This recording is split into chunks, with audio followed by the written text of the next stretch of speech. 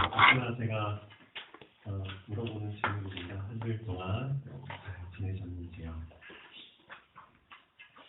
오늘은 상당히 중요한 말씀을 좀 드리게 됩니다. 그래서 여기 오시기 전에 어떤 일이 있었는지는 잘 모르지만 그 일들, 또 그 일들로 인한 생각들, 감정들 다 내려놓으시고 정말 오늘 우리가 듣는 말씀에 정말 집중을 하셔야 됩니다. 나를 위한 말씀이기 때문에 절대 놓치면 반드시 걸로 봅니다. 자, 우선 제가 전체적인 부분을 한번 말씀을 드리겠습니다. 예수님께서 씨에 대한 비유를 여러 번 해주셨는데, 그런데 포인트가 조금씩 다릅니다. 그러니까 조금씩 관점이 다르게 씨에 대한 비유를 해주셨습니다. 오늘 그 마가복음 본문 4장에 보면은 총 3가지를 가지고 씨에 대한 비유를 해주셨습니다. 그런데 이 씨에 대한 비유를 알기 전에 뭘 먼저 알아야 되냐면은 예수님께서는 왜 이 씨에 대한 비유를 하셨을까? 그 예수님의 비유의 의도를 알고 계셔야 됩니다. 뭘 말씀하시기 위해서 왜 씨를 가지고 비유를 하셨을까? 결국 하나님 나라, 즉 천국에 대해서 알려주시기 위해서 쉽게 이해할 수 있는 씨라는 걸 가지고 비유를 들어주셨습니다. 천국이란 무엇인가? 즉 하나님의 나라, 우리가 가야 될 본향입니다. 그렇죠? 이 세상은 우리가 잠깐 있다는 곳이고 영원한 본향은 천국입니다. 천국에 대해서 사실은 미리 알려주시는 겁니다. 씨라는 비유를 가지고. 그런데 천국의 구성 요건은 3가지라는 걸 우리는 알고 있습니다. 자, 나라가 성립되려면 3가지 요소가 있어야 된다는 걸 우리가 알고 있죠. 국민이 필요하고, 국민이 있어야겠죠. 그 다음에 영토가 있어야 됩니다. 땅이 있어야 되죠. 그 다음에 주권이라는 게 있어야 됩니다. 자, 권리, 권한, 통치에 대한 이념이죠. 이 3가지가 갖춰져야지만 나라라고 할 수 있습니다. 하나님의 나라 천국도 마찬가지로 이 3가지를 구성 요소로 하고 있습니다. 그런데 이 3가지를 알기 쉽게 설명하기 위해서 씨라는 비유를 가지고 우리한테 말씀을 해주셨습니다. 첫 번째 씨에 대한 비유가 바로 우리가 지금 배우고 있는 씨 뿌리는 자가 뿌리로 나가는데 그 씨가 밭에 뿌려졌다는 거죠. 4가지 종류의 땅에 뿌려졌다는 겁니다. 하나가 길가, 하나가 돌짝, 하나가 가시떨기, 하나가 옥토. 4종류의 밭에 뿌려졌다는 겁니다. 즉, 이 밭이 뭘 의미하냐면 국민을 의미합니다. 우리 한 사람을 의미하죠. 한 사람 한 사람. 그렇죠? 즉, 하나님의 자녀들을 의미합니다. 두 번째, 몇 주 후에 또 배울 텐데요. 영토에 대한 부분을 또 씨로 어떻게 비유하셨는가? 주권에 대한 비유를. 자, 한번 마가복음 4장 26절부터 한번 보시죠. 미리 좀 말씀을 드리겠습니다. 4장 26절 보면 또 이르시되 하나님의 나라는 사람이 씨를 땅에 뿌림과 같으니.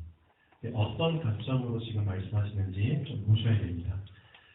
그가 밤낮 자고 깨고 하는 중에 씨가 나서 자라되 어떻게 그리 되는지를 알지 못하느니라. 땅이 스스로 열매를 맺되 처음에는 쌀이요 다음에는 이삭이요 그 다음에는 이삭에 충실한 곡식이라. 열매가 익으면 곧 낫을 되나니 이는 추수 때가 이르렀습니다. 분명히 사람이 땅에 씨를 뿌리는데 그가 밤낮 자고 깨고 하는 중에 자기도 모르는 사이에 씨가 자라난다는 거죠. 그 씨가 자라나서 어떻게 되는지 그 사람은 전혀 모르지만 알아서 자란다는 겁니다. 알아서. 참 신기하죠. 어떻게 보면은 열매를 맺고 쌀이요, 이삭이요, 그 다음에는 곡식. 그렇게 되게 될 때까지 그 씨 뿌리는 사람은 전혀 모른다는 겁니다. 즉 하나님의 절대 주권 속에서 알아서 살았다는 겁니다. 주권, 하나님의 통치. 그렇죠? 우리는 그냥 우리가 알아서 살아가는 것처럼 보이지만 사실 하나님의 그 절대 주권과 통치와 섭리 속에서 우리가 살아가는 겁니다. 하나님이 판을 짜시고 그 판을 하나님이 계획한 대로 이루어 가시는데 우리는 그걸 모르고 살아가죠. 그런데 하나님의 주권을 붙잡게 되면은 그 눈이 열리는 겁니다. 아, 그렇구나. 우리 배후에 사실은 하나님이 창세 전부터 어마어마한 시나리오를 다 완성하시고 그대로 진행시켜 나가시는구나. 하나님의 나라, 하나님의 주권. 이 사실을 붙잡고 사는 사람은 뭔가 삶이 다르다는 거죠. 모르고 사는 사람은 이 사실을 알고 인정하고 거기에 순응하면서 사는 사람하고는 질 자체가 다르다는 겁니다. 즉 하나님의 자녀들이 이 사실을 알고 살아가길 원하는 겁니다. 잠깐의 인생이지만, 그렇죠? 잠깐의 인생이지만 주권을 인정하라는 거죠. 우리 신앙인에게 있어서 그 신앙의 발판이라는 게 있습니다. 발판. 자, 그 발판이 약하거나 그러면 무너질 수밖에 없고 넘어질 수밖에 없죠. 우리에게 있어서 가장 중요한 첫 번째 발판은 하나님의 절대 주권을 인정하는 겁니다. 절대 주권. 그 절대 주권은 아무도 침범할 수 없습니다. 그 절대 주권 속에서 사람도 사실은 쓰임 받는 겁니다. 사람과 하나님은 격이 다릅니다. 하나님은 창조주시고 사람은 피조물 중에 하나일 뿐입니다. 그 사실을 인정하는 겁니다. 주권을 인정하는 것. 자, 아주 중요하죠. 영토에 대한 부분 한번 보시죠. 마가복음 4장 30절부터 또 이르시되 우리가 하나님의 나라 천국을 어떻게 비교하며 또 무슨 비유로 나타낼까? 겨자씨 한 알과 같으니 땅에 심길 때에는 땅 위의 모든 씨보다 작은 것이로되 심긴 후에는 자라서 모든 풀보다 커지며 큰 가지를 내나니 공중의 새들이 그 그늘에 깃들일 만큼 되느니라. 아주 작은 거지만, 그렇죠? 그 씨 중에 가장 작은 씨 중에 하나지만 겨자씨가. 그런데 나중에 어떻게 되냐면 심긴 후에는 자란다는 거죠. 근데 모든 풀보다 커진다는 겁니다. 큰 가지를 내는데 그 가지에 공중의 새들이 그 그늘에 깃들일 만큼 되느니라. 그늘이 얼마나 커지냐면은 공중의 새들이 와서 깃들일 만큼 엄청나게 커진다는 겁니다. 즉 영역이 영토가 커진다는 겁니다.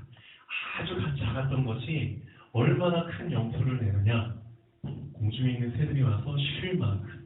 그렇죠? 하나님의 나라를 이 국민, 영토, 주권의 관점으로 예수님께서 이 씨 하나를 가지고 세 가지 비유를 주고 계십니다. 이것을 우리가 좀 붙잡고 좀 깊이 생각하면 좋겠습니다. 그런데 가장 중요한 것은 국민입니다. 그렇죠? 내 자신이 먼저 되어져야지만, 그렇죠? 국민이 비로소 있어야지만 영토나 주권 그런 부분들이 다음에 응답으로 올 수 있겠죠. 한번 서론 한번 보시겠습니다. 지난주 말씀에 서론, 본론, 결론의 삶이라는 제목으로 말씀드렸죠. 자, 우리는 하나님 나라의 시민들입니다. 시민인데 사실상 천국, 하나님의 나라가 이미 이 땅에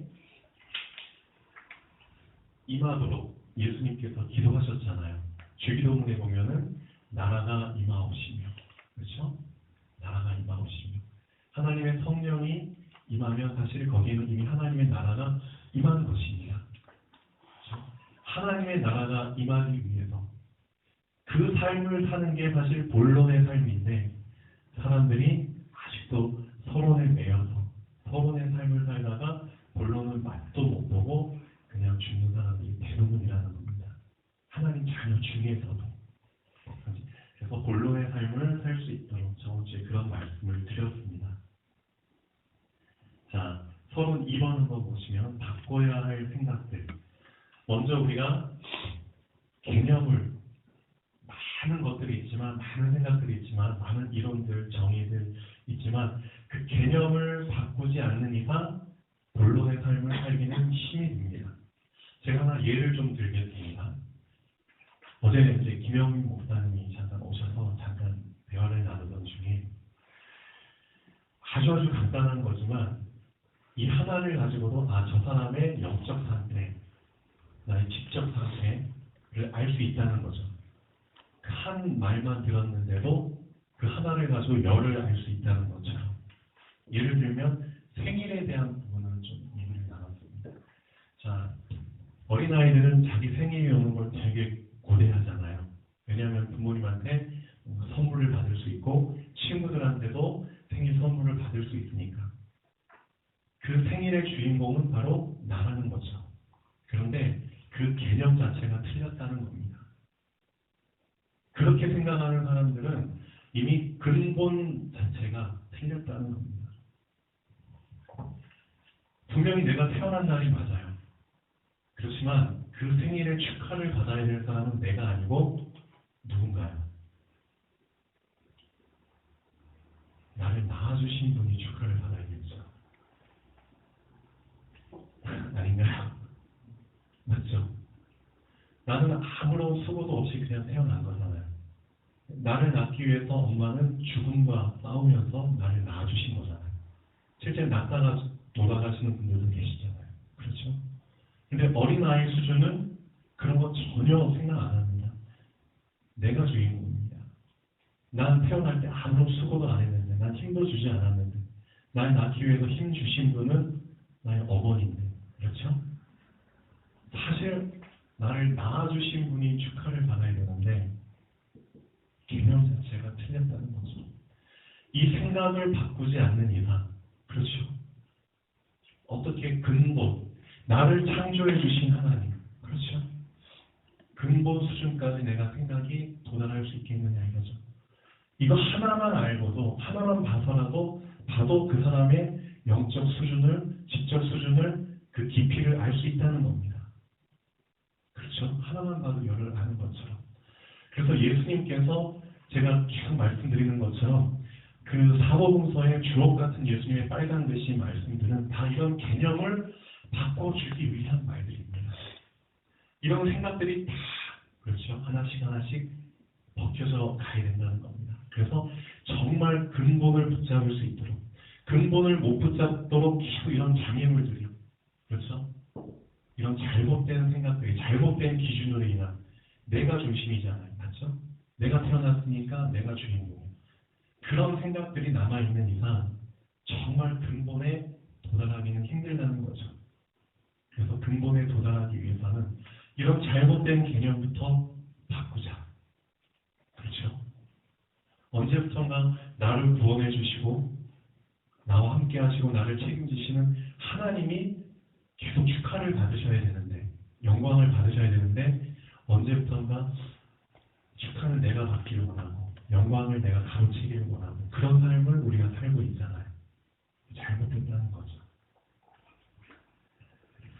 자, 그래서 그런 밭은 어떤 밭이냐? 길가밭과 다를 바 없다는 겁니다.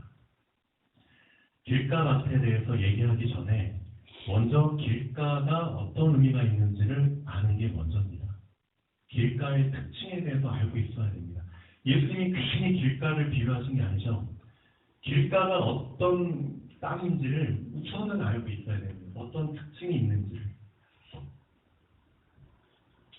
자, 결론에 보면은 길가의 삶을 사는 사람의 마음 상태와 영적 상태는 어떤 것인지 먼저 깊이 생각을 해봅시다. 길가의 특징, 어떤 특징이 있나요? 길가는 분명히 땅이죠. 길가도 땅입니다. 오토밭도 땅이죠. 똑같은 땅인데 어떤 차이가 있습니까? 가장 큰 차이는 목적이 다르다는 겁니다. 목적 자체가 다르다는 겁니다.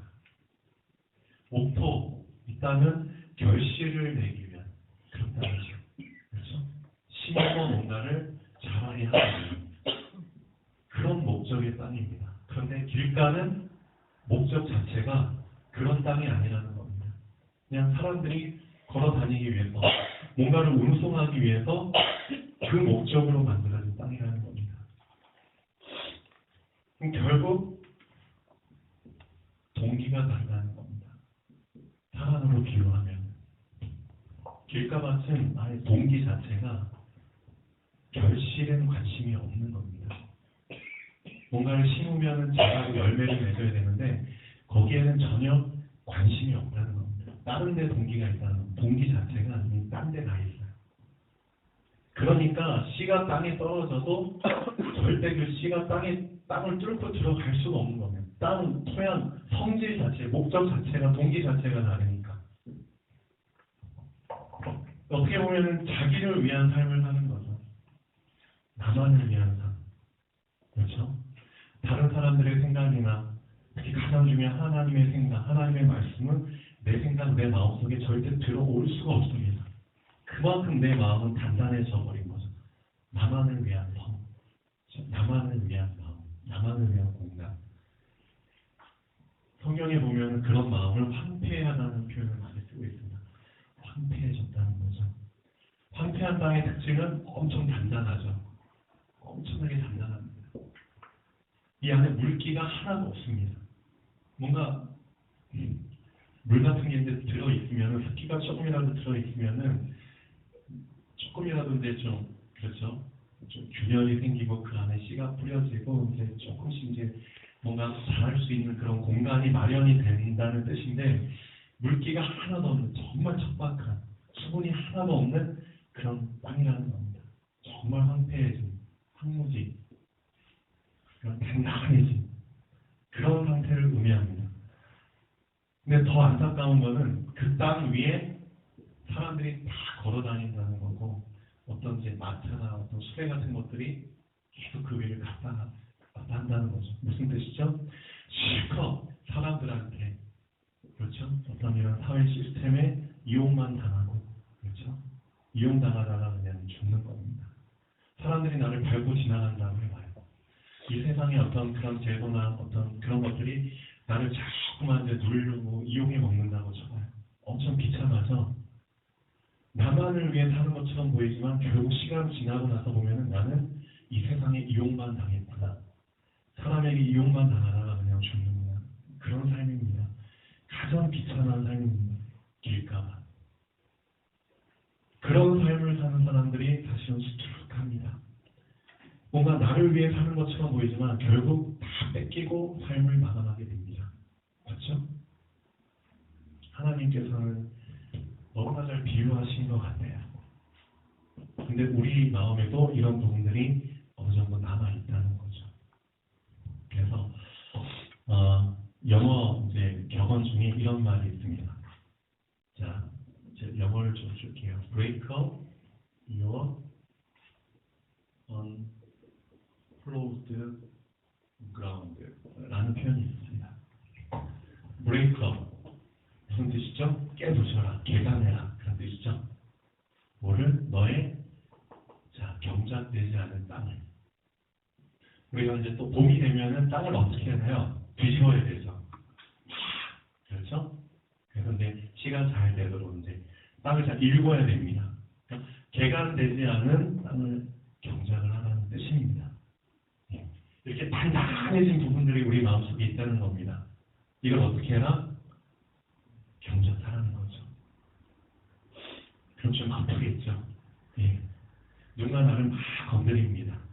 싫죠. 그렇지만 그런 부분들이 사실은 다 하나님의 의도가 담겨 있는 것들입니다.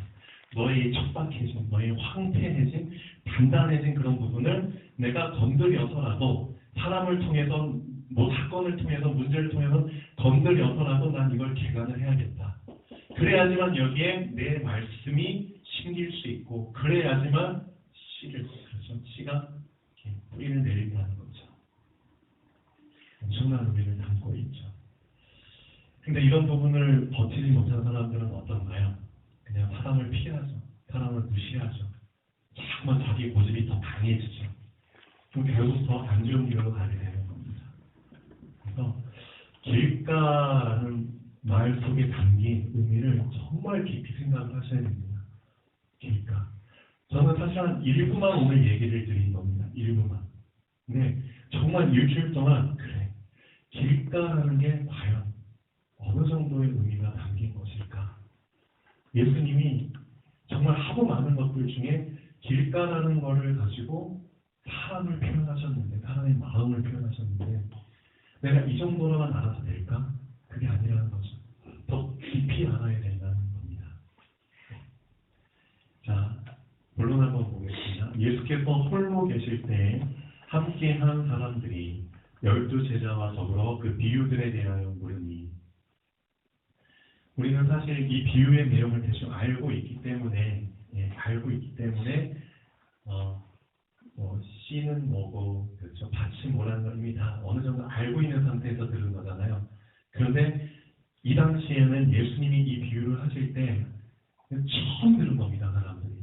그러니까 이 비유의 뜻이 전혀 감이 안 오는 건 당연할 수 있습니다. 맞죠? 당연할 수 있습니다. 그래서 정말 궁금해서 어떻게 물어본 거죠. 정말 이 씨가 뭘까요? 이 밭이 뭘까요? 정말 이게 뭘 의미하는 걸까요? 정말 궁금하겠죠. 그런 상태로 이제 물어보는 거겠죠. 이르시되 하나님 나라의 비밀을 너희에게는 주었으나 외인에게는, 이방인에게는 모든 것을 비유로 하나니. 비유로 하는 이유가 있다는 겁니다. 절대 오해해서는 안 됩니다. 이는 그들로, 외인에게는 그들로 보기는 보아도 알지 못하며 듣기는 들어도 깨닫지 못하게 하여 돌이켜 죄 사함을 얻지 못하게 하려 함이라. 이 안에서 하나님의 의중이 분명히 드러납니다. 분명히 하나님의 말씀을 들으면 좋잖아요. 그렇죠? 깨달으면 좋잖아요. 근데 하나님께서는 어떤 사람에게는 허용을 하고 깨달음을 허용을 하시고 어떤 사람에게는 들어도 깨닫지 못하도록 막으신다는 겁니다. 누구에게? 자, 아까 제가 말씀드렸죠. 이 목적 자체가 다르다고. 즉 이미 다른 동기가 들어있는 사람에게는 절대 들어도 듣지 못하게, 그렇죠? 다도 깨닫지 못하게 하신다는 겁니다. 동기 자체가 다르다는 때문입니다. 좀 더 자세히 말씀드리겠습니다.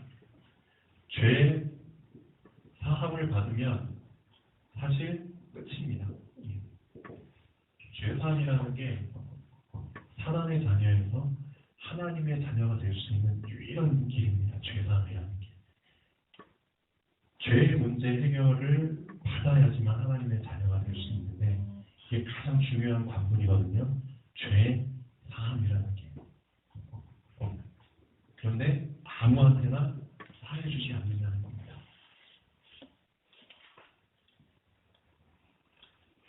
자, 좀 더 깊이 한번 얘기를 해보겠습니다.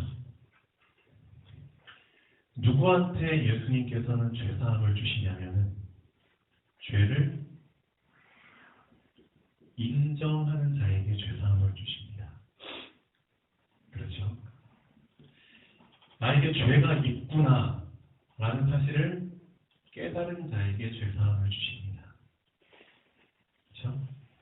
나는 죄인이구나 라는 사실을 인정한 자에게 죄사함을 주시는 겁니다. 그런데 동기 자체가 다른 사람, 목적 자체가 다른 사람은 이 죄를 절대 인정을 안 합니다. 죄에 대해서 관심 자체도 없습니다. 내 자신의 어떤 그런 부족한 부분이나 연약한 부분을 보려고 하지도 않습니다. 모든 책임을 딴 사람들한테서 찾죠. 너 때문이야.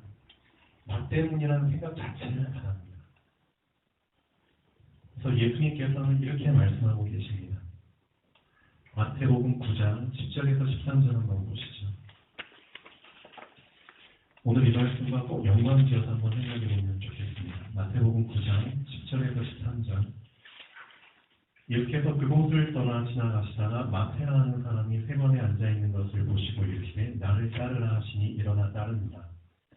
예수께서 마태의 집에서 앉아 음식을 잡수실 때 많은 세리와 죄인들이 와서 예수와 그의 제자들과 함께 앉았더니, 즉 세리나 죄인들, 버림받은 사람들이죠. 바리새인들이 보고 그의 제자들에게 이르되 어찌하여 너희 평생은 세리와 죄인들과 함께 잡수시느냐. 즉 바리새인들은 본인들은 의인이라고 생각을 하고 있죠. 우리는 죄하고 상관없는 사람이다. 우리는 의로운 사람들이다. 예수께서 들으시고 이르시되 건강한 자에게는 의사가 쓸데없다. 병든 자에게라야 쓸데있느니라. 그렇죠? 예수님은 영적인 의사로 오신 분이죠. 그렇다는 것은 영적으로 병든 자들에게 오신 겁니다. 그 병든 자를 인정한 사람들에게 오신 겁니다. 본인 스스로를 병이 없다고 생각한 자에게는 필요 없다는 거죠. 그래서 너희는 가서 내가 긍휼을 원하고 제사를 원하지 아니하노라 하신 뜻이 무엇인지 배우라.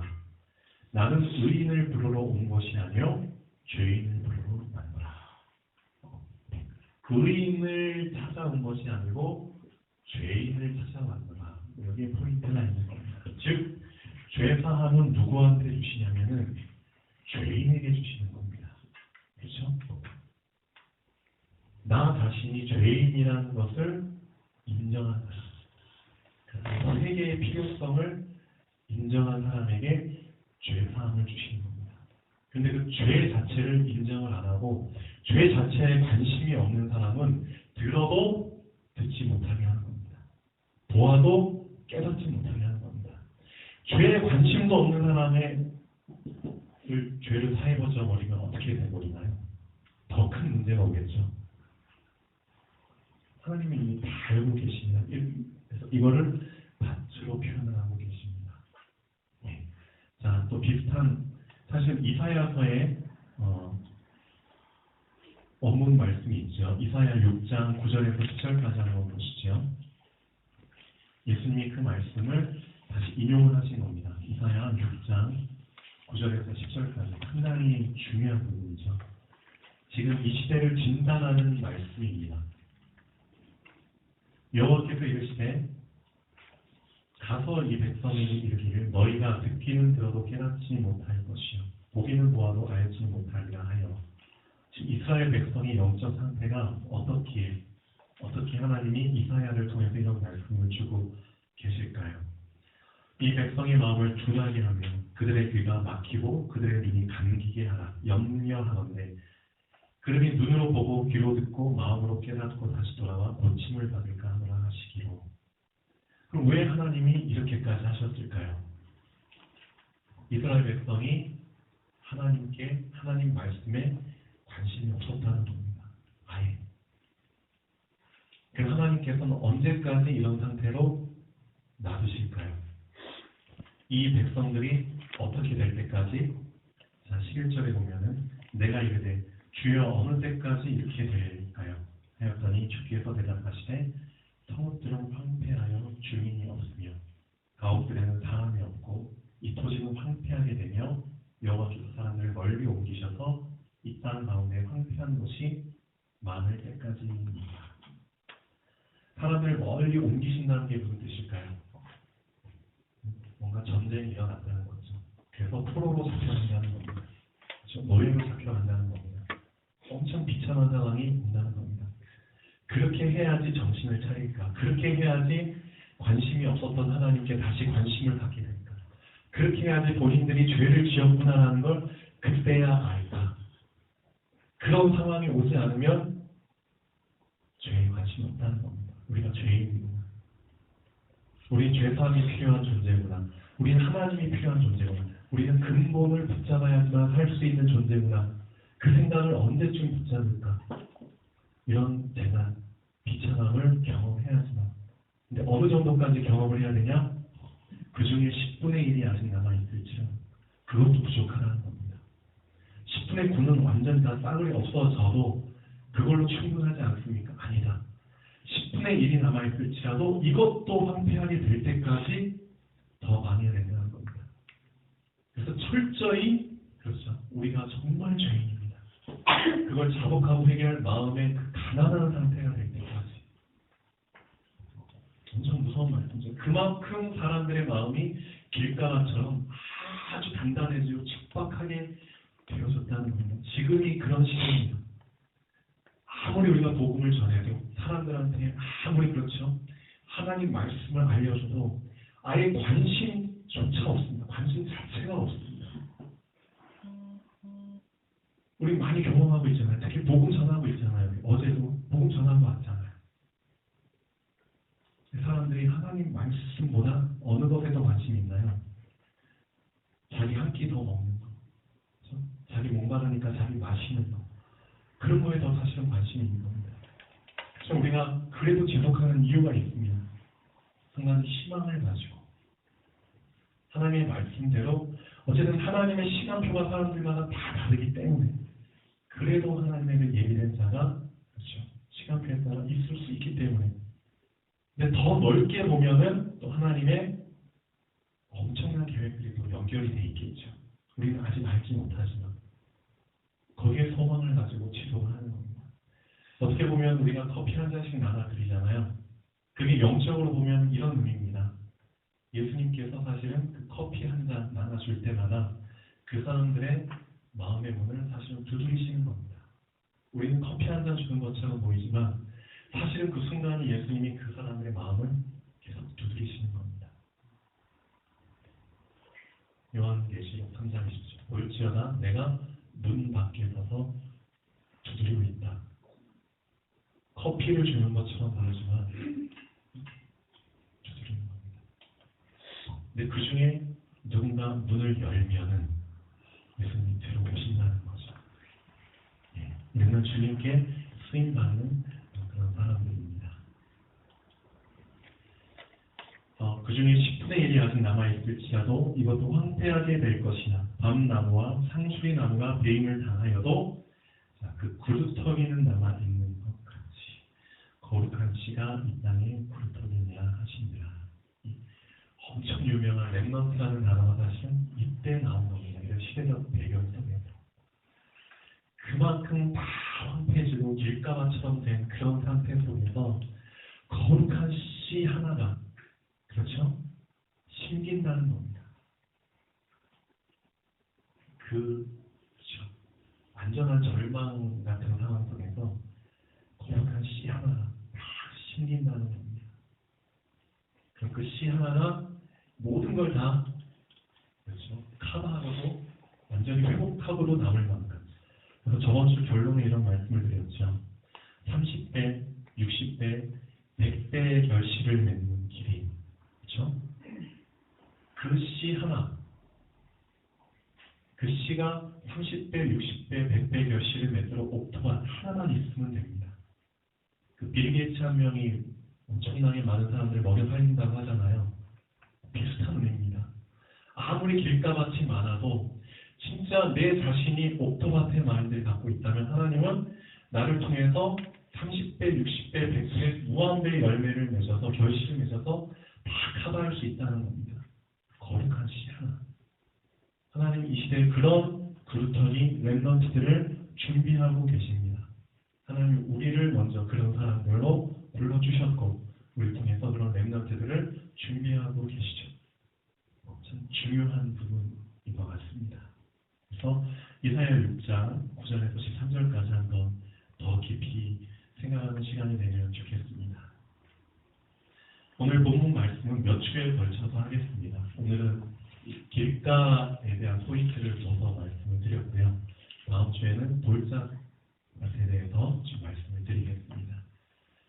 그래서 물론 이번 보시면 또 이르시되 너희가 이 비유를 알지 못할진대 어떻게 모든 비유를 알겠느냐. 뿌리는 자는 말씀을 뿌리는 것이라. 자, 말씀을 뿌릴 때 어떻게 뿌릴까요? 씨를 뿌리는데 오늘 교동문 시편 읽으셨죠? 시편 126편이죠. 상당히 관련되는 말씀이 나왔습니다. 씨 뿌리는 자가 어떻게 씨를 뿌린다고 나오나요? 그렇죠. 눈물로 씨를 뿌린다고 나오죠. 말씀이 뿌려지는데 하나님이 다시 눈물로 말씀을 뿌리고 계십니다. 눈물로. 그리고 눈물이 헛되지 않기 위해서는 그렇죠. 우리가 30배, 60배, 100배의 열매를 맺어드리는 게 그 눈물이 헛되지 않도록 눈물로 씨를 뿌리는 자는 기쁨으로 기쁨으로 단을 거두리라. 단을 거두리라. 결심한다는 거죠. 우리 교회의 모토가 그거죠. 하나님을 시원케 하는 교회. 그게 정말 하나님을 시원케 하는 길입니다. 눈물이 헛되지 않게, 말씀 씨가 헛되지 않게 결실을 맺도록 그러면 좋겠습니다. 자, 기도하겠습니다.